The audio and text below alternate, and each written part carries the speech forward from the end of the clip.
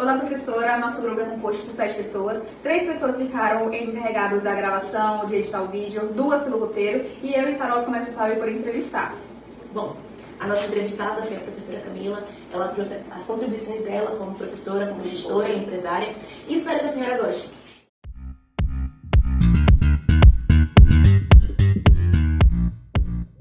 Olá pessoal, sejam muito bem-vindos ao nosso podcast. Meu nome é Ana Caroline. E eu sou a Taiwane e hoje vamos falar sobre um tema que está presente em todos os ambientes de trabalho, que é a liderança e como ela influencia diretamente na comunicação entre as equipes. Será que a forma que um líder se comunica com a sua equipe pode influenciar no ambiente de trabalho? Com certeza! Então, hoje nós estamos aqui para tirar algumas dúvidas também e esclarecer alguns pontos. A liderança, ela envolve motivar, orientar, ser um cabeça realmente à frente de algo, na tomada de decisões, influenciando a sua equipe de forma direta e também concretizando algo. E sabemos que dentro da liderança ainda existem vários estilos ali, né? E uma delas que a gente vai citar aqui, bem, várias delas que a gente vai citar aqui, é uma autocrática. A liderança autocrática é aquela em que o líder, ele toma as decisões sozinho ali, sem questionar a sua equipe.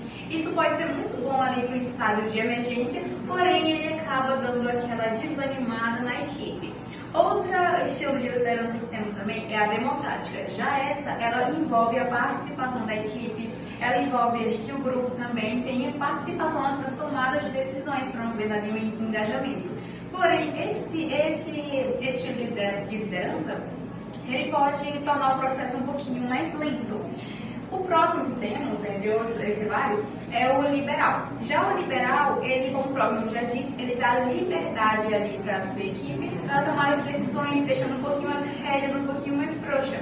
Porém, pode causar ali uma desorganização se não tiver uma responsabilidade. Dentre todos esses tipos de liderança, temos a liderança transformacional. Essa liderança, ela vem com base nas mudanças, com foco no desenvolvimento das pessoas e ele exige que os seus líderes eles sejam carismáticos, proativos, pessoas que tenham uma certa postura. Temos também a liderança transformacional. Essa liderança, ela se baseia nos líderes que são mais carismáticos e que podem, de certa forma, influenciar os seus colaboradores. Também a liderança transacional. Ela é mais para o dia a dia, questões rotineiras. Só que essa questão de criatividade, ela fica um pouco mais limitada. E além disso tudo, a gente também tem a liderança servidora, que é aquela que coloca as necessidades da equipe em primeiro lugar. Prestando aquele ambiente mais de apoio, mais de confiança, mas também tem que ter o equilíbrio ali na autoridade. A outra que temos é a liderança situacional, que como o próprio nome já diz, ela é flexível, depende da situação e a equipe também que está lidando. Com tudo isso em mente e esclarecidos os pontos e as lideranças, agora sabemos os impactos que elas possuem no ambiente de trabalho e a forma que cada profissional pode agir. Sabemos que todos os tipos de comunicações e lideranças são primordiais para o funcionamento de uma boa empresa. Então não é porque a sua empresa ela opta pelo tipo de comunicação e liderança um pouco mais retraída, um pouco mais fechada, que ela está fazendo de forma equivocada. Cada liderança, cada empresa. Então agora sim, Carol, para aprofundar mais um pouquinho o nosso bate-papo, eu vou receber aqui a Camila, que é uma coordenadora do curso de gestão da Faculdade dos Carajás e também uma empresária. Seja bem-vinda, Camila. Vamos receber então a Camila. Olá, boa noite. Isso, por favor. Temos aqui conosco a Camila, que é uma coordenadora do curso de gestão aqui da Faculdade dos Carajás e também uma empreendedora, né? Exato. Seja bem-vinda, Camila. Então, para começar, a gente está fazendo aqui um podcast sobre a questão de liderança, como ela impacta ali na comunicação da equipe. Tá bom? Eu sei que você tem muita experiência com isso. Então, vamos lá para a primeira pergunta. Para você, qual é o papel da liderança na comunicação ali dentro de uma equipe? Na verdade, a comunicação é uma das ferramentas cruciais, né, do processo de liderança, porque é através dela que a gente vai conseguir todos os processos, né? Tipo gestão, organização, por toda a equipe. Então, o processo da comunicação, ele é uma ciência que a gente precisa dominar esse processo, entendeu? Para poder fazer as coisas andarem. Ah, isso faz muito sentido, né? Ali o líder, vamos dizer, que ele parece um espelho para a sua equipe. A partir de uma boa comunicação ali com a equipe também, ele ajuda a equipe a ter uma boa comunicação ali com o seu gestor, com o seu líder. Então é muito legal isso. Envolve não só gerir pessoas, né? Mas gerir rotinas, gerir todo o trabalho. Exatamente. Sabemos que muitas pessoas comentam que a forma como o seu líder se comunica impacta diretamente no funcionamento da sua equipe. Então, de acordo com as suas experiências, o que você pode falar a respeito? Impacta diretamente, né? A forma como a gente gere uma equipe, ela vai ditar todas as outras estratégias que a gente vai utilizar, né? Eu tenho a gestão da equipe aqui dentro da Carajás, então os coordenadores são meus professores. Aqui eu utilizo um determinado tipo de comunicação, que é uma comunicação mais estratégica, né? Tomada de decisões, delegação. E lá na Kind Rock é um outro tipo de comunicação, porque é um outro público, né? São os líderes de produção, o pessoal do atendimento. Então lá é mais direcionado uma rotina mais direcionada, não é tão aberto, né? Nichos totalmente diferentes, São nichos né? totalmente diferentes. E aí tem uma outra gestão que a gente faz também, enquanto professora, né? Em sala de aula a gente faz uma gestão. alunos também, né? A gente faz essa gestão. Por quê? Porque o professor em sala de aula, ele é, digamos que, o líder daquela disciplina. Exatamente. Então, cada turma, ela vai ser gerida de uma forma. Porque existem turmas que elas têm determinados perfis. Então, tem coisas que vão caber e que não vão caber. Então, tem coisas que funcionam e que não funcionam. Então, um samba bom, assim.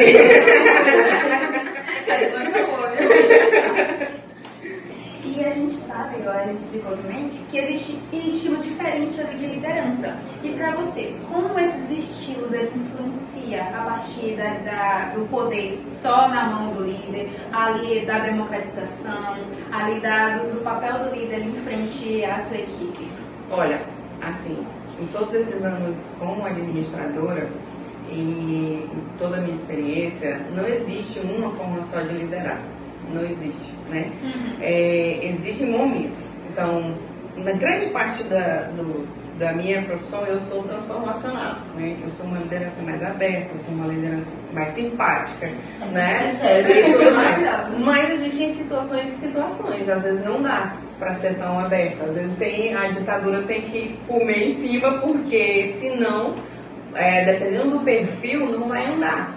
Então, tipo assim, romantizar muito, achar que o líder, ele vai ser sempre legal. Sempre bonzinho. Seu pai e sua mãe não é sempre legal. Não. Né? Quando eles fazem a gestão de casa. Então não tem como, às vezes, dependendo do projeto, você tem que dar uma chamada, né? Você tem que falar, cara, ou é agora, a gente precisa resolver.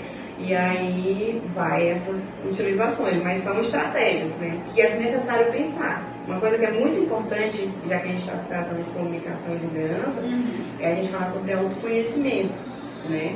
Autoconhecimento é algo que toda pessoa que se propõe a ser gestora, ela precisa ter. É tão importante quanto dominar a ciência da comunicação, entendeu? Porque o autoconhecimento, ele leva você a entender mais o outro, né? Ao processo do outro, entender o que é sua responsabilidade e o que não é. Né? Porque muitas vezes a comunicação é algo que às vezes pode estremecer, né? Dependendo de como a pessoa está, você vai gerir pessoas, né? Pessoas são um universo.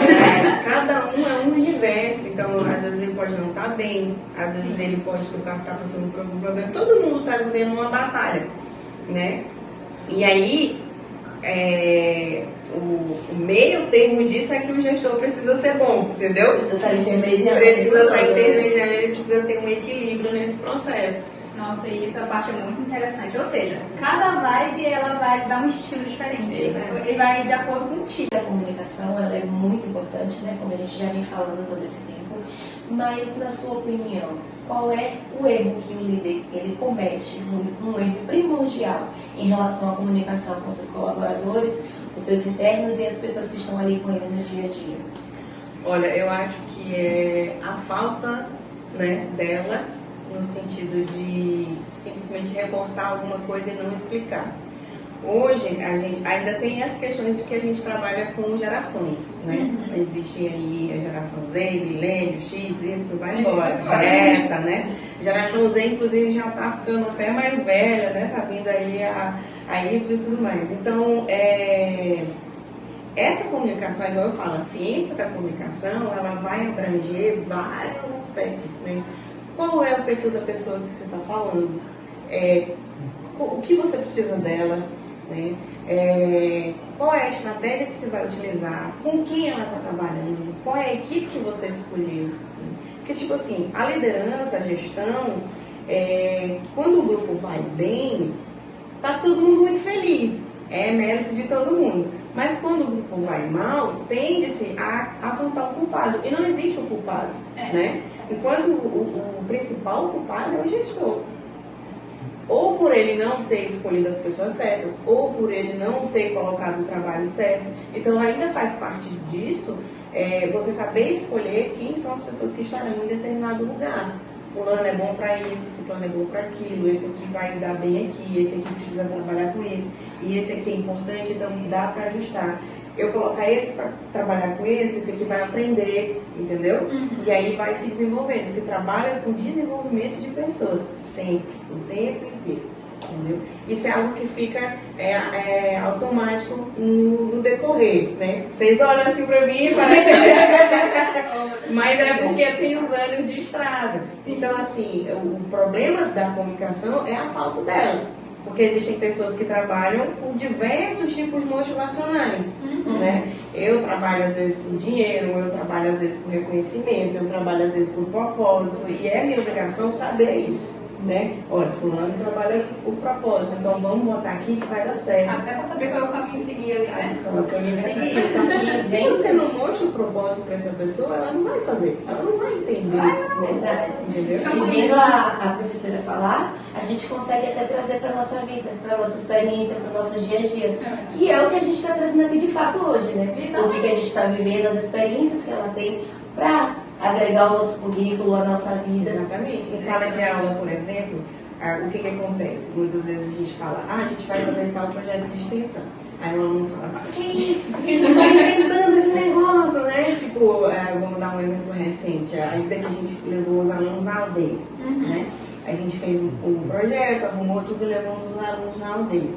E aí chegou lá, eles conheceram e tal. E aí eu sentei na mesa e falei, não é um dia que eu acordo e falo assim, vou pra aldeia e vou levar os meninos. Não, é programado. É programado. E assim, é para que vocês entendam o contexto em que vocês atuam, onde vocês moram. Se vocês forem representar a faculdade, por exemplo, em algum evento científico, a pessoa vai falar, cara, do Pará, não, eu já conheço a aldeia, eu sei como funciona dentro de uma aldeia, eu já estive lá. Entendeu? É por isso que é tão importante que se participe das ações de extensão, as ações externas. Vamos fazer um passeio ciclístico, né? Cara, eu já sei como é um passeio ciclístico, né? De repente tem ali... propriedade para falar sobre isso. Então são coisas que a gente estuda e proporciona para que vocês também tenham essa vivência, por exemplo, que eu tenho.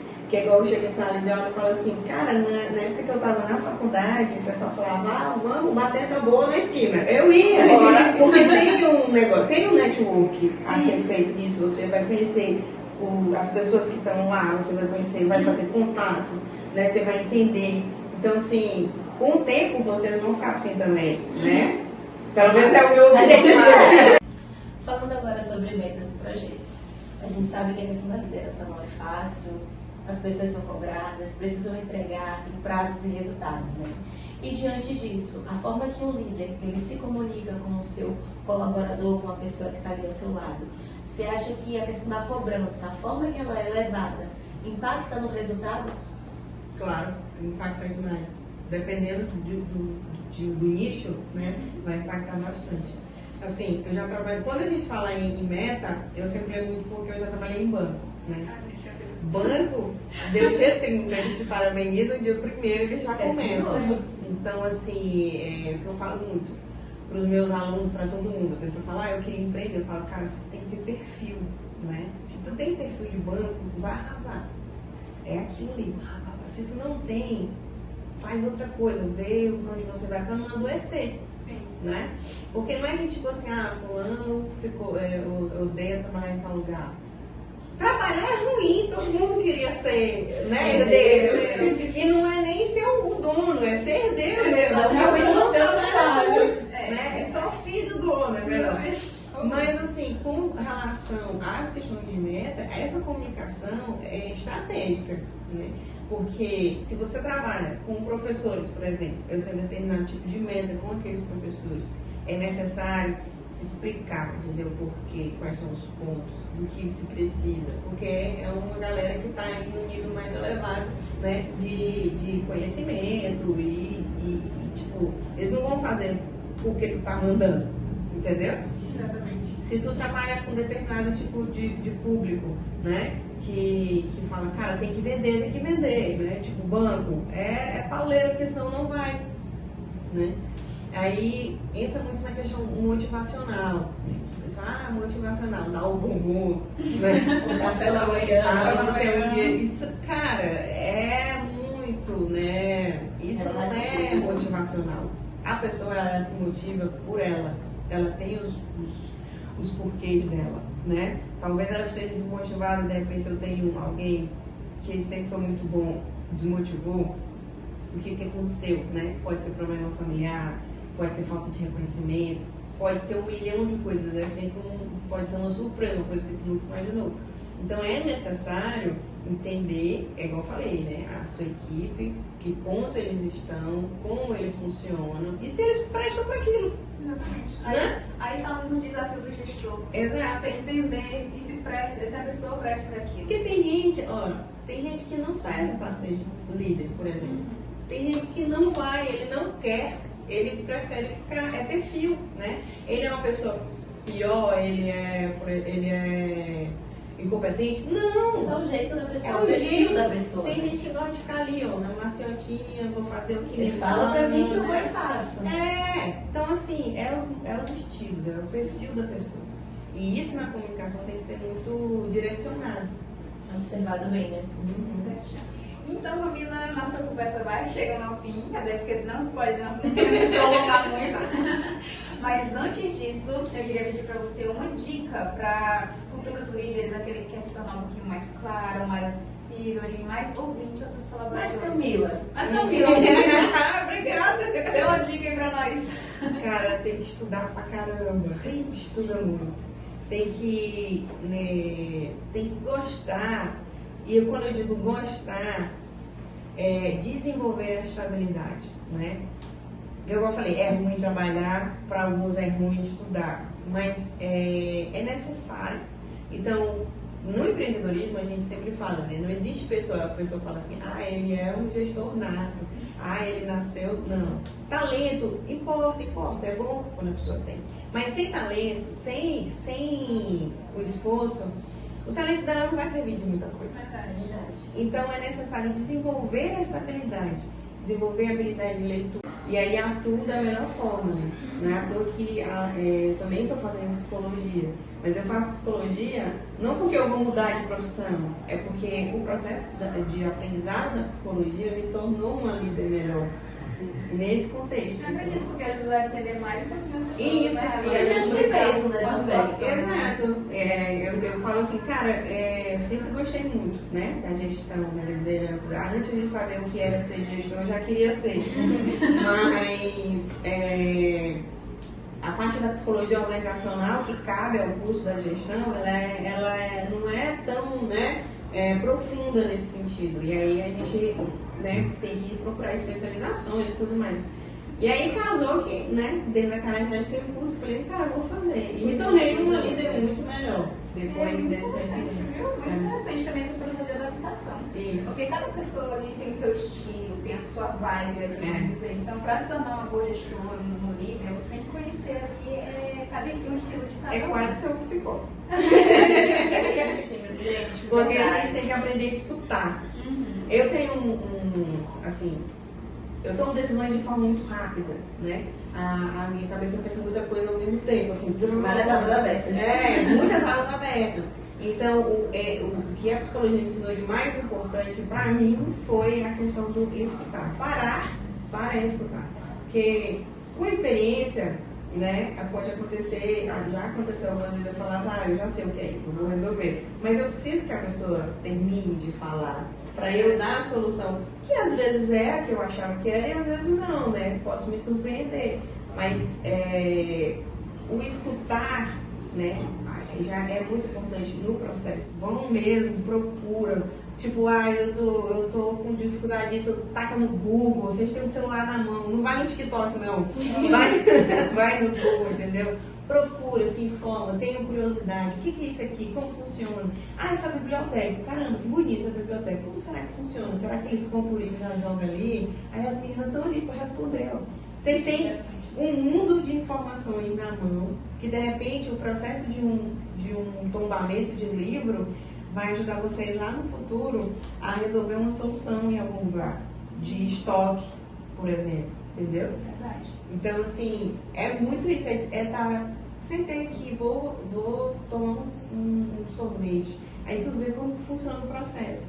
É uma máquina, é como se fosse uma indústria, só que em processo, em caixinhas. Vocês já viram o fluxograma? Sim, já. A cabeça de vocês vai funcionar em fluxograma, entendeu? Isso aqui serve para aqui. Então, assim, basicamente é isso. Sejam curiosos, estudem, né? Por mais que pareça não ter sentido, façam, né? Tipo, claro, respeitando o processo de vocês.